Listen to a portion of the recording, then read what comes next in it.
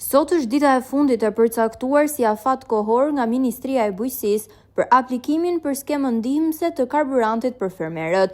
Mbi një muaj e gjysmë kohë në dispozicion të fermerëve ka qenë afati kohor për plotësimin e dokumentacionit të duhur për të përfituar. Deri sot në mesditë kanë plotësuar dokumentacionin përkatës 24.400 fermerë në Agjencinë Rajonale të Ekstensionit Bujqësor Lushnjë, ku përfshihen qarqet Fier, Vlorë dhe Gjirokastër.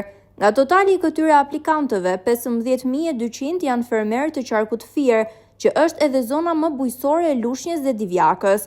Drejtoria rajonale ka afatin e saj kohor prej një muaji për të verifikuar dokumentacionin dhe matjet në terren dhe për çdo mangësi se do të ketë mundësi për plotësim, thot ndër të tjera drejtori i Areb Lushnjë për jugun e Shqipërisë, zoti Alfred Shani.